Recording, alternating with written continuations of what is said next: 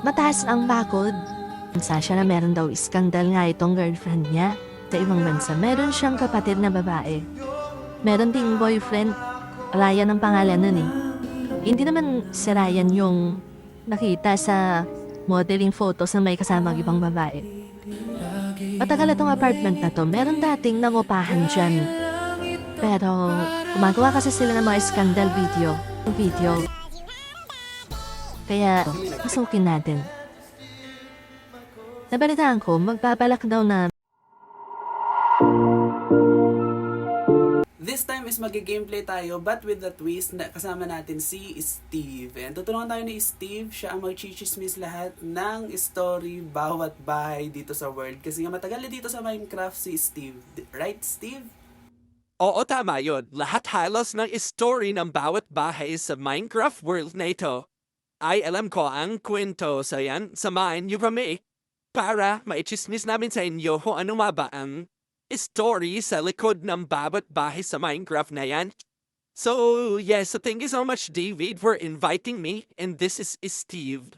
So let's start the gameplay. simulan na natin mag-ikot sa mga bahay-bahay. Parang may mga nagpapatugtog na kasi ng mga favorite song. Mga theme song siguro yun na sa kanya-kanya nilang mga bahay.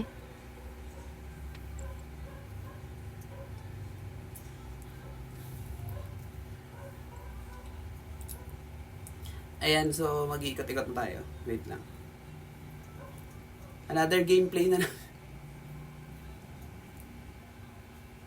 Ayan. Labas na muna ako ng gate.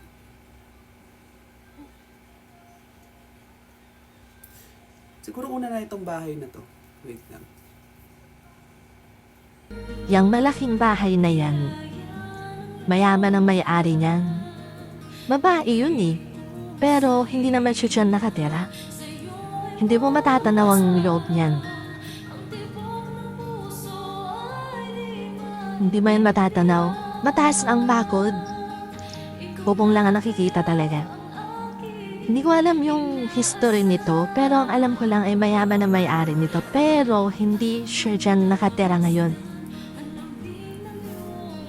Hindi ko rin alam kung sino ang engineer ng bahay niyan. Masyadong mataas yung bakod.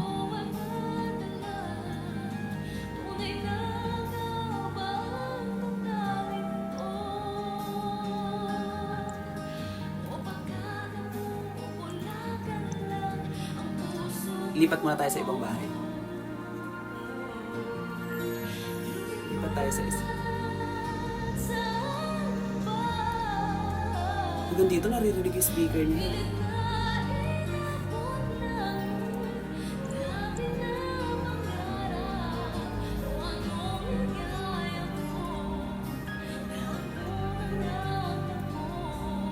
So yun, bababa tayo dito sa may daan.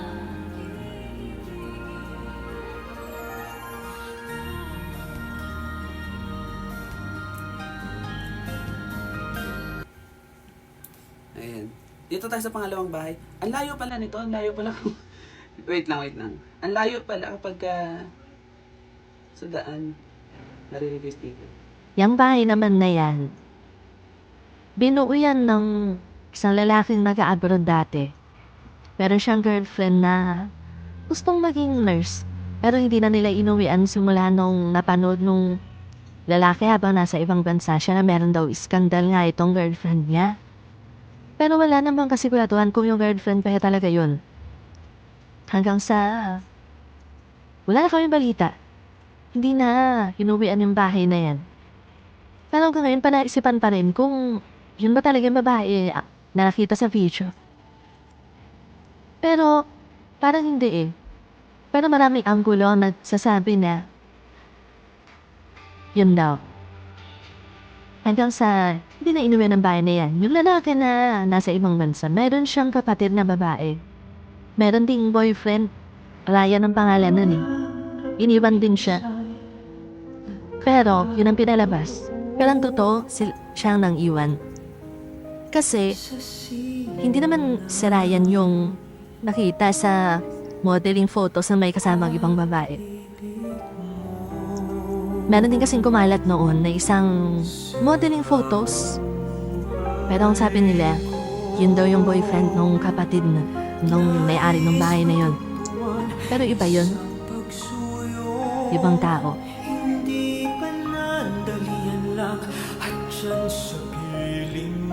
Itong apartment na ito,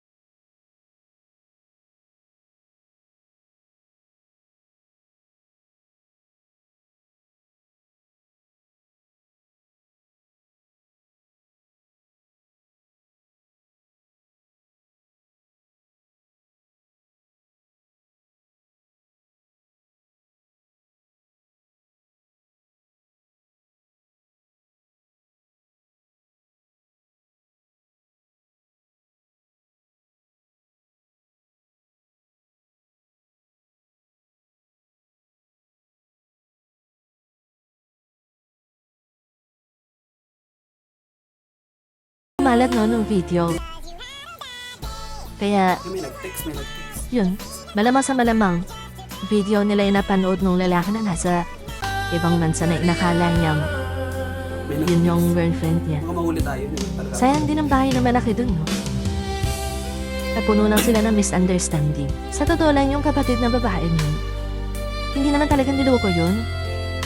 Kasi nga, yung may kumalat na modeling photos ng dalawang babae at lalaki, inakala niya na yun yung boyfriend niya. Inakala niyang si Ryan yun. Pero hindi yun.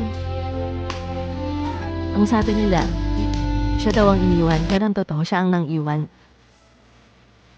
Ito namang bahay na to, compound to, masukin natin. Nabalitaan ko, magpapalak daw na magtayo ng tindahan dito yung may-ari nitong bahay. Sa totoo lang, ari ng dalawang matanda itong bahay na to. Kasama nila yung bunso nilang anak. Yung bunso nilang anak, si Ren. Ren ang pangalan nun. Meron siyang ka-live-in na girl din. Leia ang pangalan. Dito sila sa bahay na to mismo. Yan. Sa unang pinto is kwarto.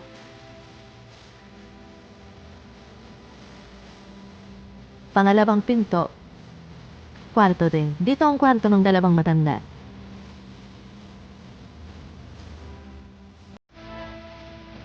Tapos merong pintuan dyan.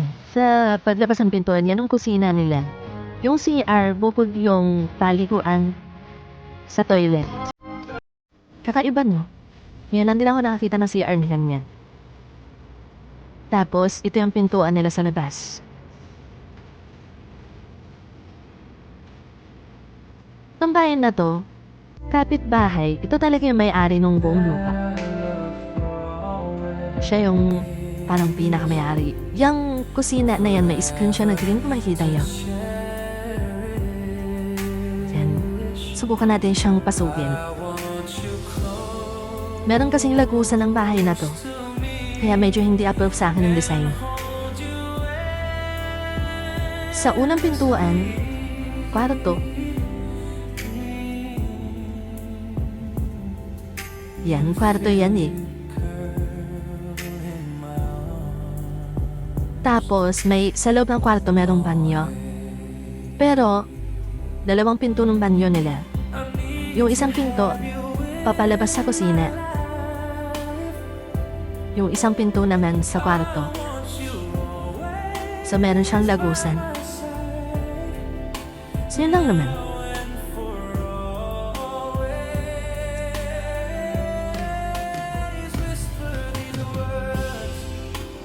Ang dami kasing puno dito eh.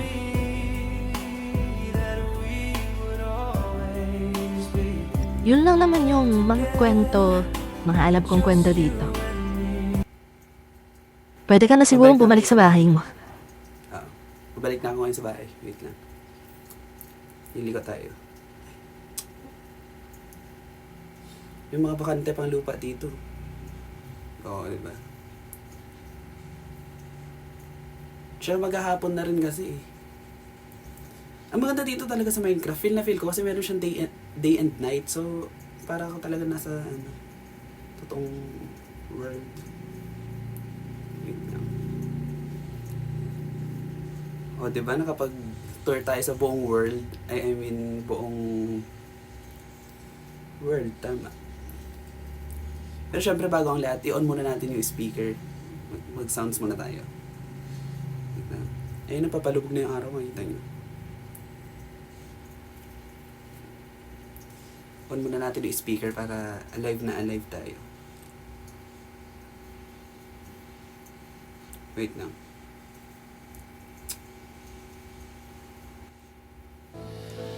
Somebody must have sent you to me. What do I have you could possibly need? All I can give is my guarantee. We'll be friends forever. I can't face the thought of you leaving. Ikot tayo. So take me along. I swear I'll be strong if you take me wherever you go.